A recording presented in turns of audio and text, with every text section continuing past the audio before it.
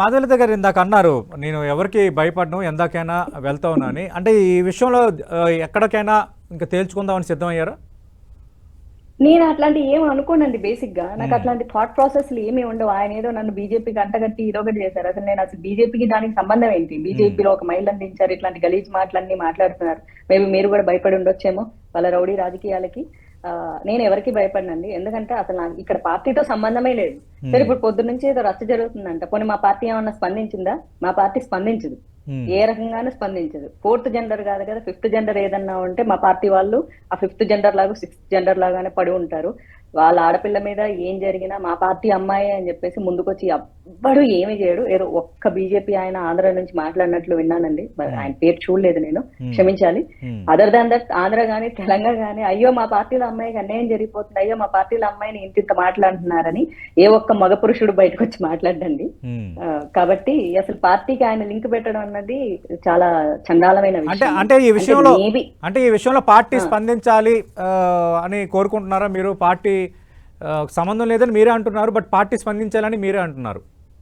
ఎందుకు స్పందించాలంటే ఆల్రెడీ ఆయన మెన్షన్ చేయడం జరిగింది, ఫోర్త్ జెండర్ టైప్ బీజేపీ వాళ్ళు అని చెప్పేసి, ఇలాంటి మహిళలందరినీ పంపిస్తున్నారు అని చెప్పేసి. అంత మాట అన్న తర్వాత కూడా ఇంకా కూర్చున్నారంటే వీళ్ళు ఫోర్త్ జెండర్ కాదు ఫిఫ్త్ జెండర్ కిందకి వస్తారని అనాల్సి వస్తుంది. ఇప్పుడు నేను అక్కడ పెద్ద మనిషి ఇప్పుడు నేను బీజేపీకి లింక్ పెట్టాను, నేను బీజేపీనే, కానీ నేను బీజేపీగా మాట్లాడలేదు.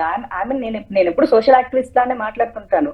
When it comes to BJP, అయ్యాస్ ఆమె బీజేపీ అని ప్రౌడ్ గా చెప్పుకొని మాట్లాడతాను. నేను ఒక సాధారణ అమ్మాయిగా మాట్లాడాను. అయినా సరే ఓకే, నేను పార్టీలో ఉన్నాను కాబట్టి పార్టీ వాళ్ళే నన్ను వెనక నుంచి ఏదో ఎంకరేజ్ చేసి పంపించేసి నేను ఏదో మాట్లాడానని చెప్పేసి ఆయన అనేసేసి ఫోర్త్ జెండర్ కింద కేటగరైజ్ చేసి బీజేపీ వాళ్ళను చాలా చండాలంగా మాట్లాడినా కూడా మా వాళ్ళందరికి చీమ కుట్టినట్టు కూడా లేదు. అంటే ఏమన్నా సరే మా వాళ్ళకి ఏమీ ఉండదు. వాళ్ళ ఇంట్లో ఆడవాళ్ళని తిట్టినా సరే ఏమీ అనిపించదు. పోనీ వాళ్ళ ఇంట్లో ఆడవాళ్ళని నిజంగా ఎత్తుకెళ్ళినా కూడా మా వాళ్ళకి ఏమీ అనిపించదు. ఇది నేను అంటున్నాను. మరి పార్టీ దృష్టికి తీసుకెళ్తారా? పార్టీ నాయకత్వం దృష్టికి ఏమైనా తీసుకెళ్తారా? ఇలా అయ్యింది, ఆయన పార్టీ పేరుతో ఈ విధంగా వేలెత్తి చూపుతున్నారు, చెవులు దొబ్బాయండి మా వాళ్ళకి, లేకపోతే కళ్ళు దొబ్బాయా? నాకు ఈ విషయంలో బూతులు వస్తాయి. ఆ పెద్ద మనిషిని తిట్టడానికి నాకు బూతులు రావట్లేదు, ఎందుకంటే ఆ పెద్ద మనిషికి ఎలాగో సంస్కారం లేదు. సంస్కారం లేని వాళ్ళ గురించి పెద్ద మాట్లాడను, ఎందుకంటే ఎలాగో సంస్కారం లేని మాటలు మాట్లాడారు ఆయన. సంస్కారం ఉందేమో అని చెప్పేసి అనుకుంటున్న మా వాళ్ళు ఎప్పుడూ స్పందించరు. పార్టీ దృష్టికి తీసుకెళ్లేదండి. మరి మీ దృష్టికి వచ్చినప్పుడు వాళ్ళ దృష్టికి రాదా? ఏం చేస్తున్నారు? ఎగురులాడుతున్నారు ఇంట్లో కూర్చొని? లేదు కదా, పార్టీ పనులకు చాలానే ఉంటాయి, కానీ వాళ్ళ పార్టీ యొక్క వ్యక్తిత్వాన్ని లేకపోతే వాళ్ళ ఏంటి చేతగాంతనాన్ని క్వశ్చన్ చేసినప్పుడు మాట్లాడాల్సిన అవసరం ఎంతైనా ఉంది, కానీ మాట్లాడరు. మా వాళ్ళు నారీ శక్తి అని చెప్పడమే తప్ప అందరిని అనట్లేదండి. మీ పార్టీకి అధ్యక్షురాలు కూడా మహిళ ఉన్నారు, పురంధరేశ్వరి ఉన్నారు అధ్యక్షురాలుగా, ఆమె కూడా మహిళా అధ్యక్షురాలు ఉన్నారు. మీకు నోటీస్ కన్నా తీసుకెళ్లే ప్రయత్నం ఏమైనా చేస్తారా?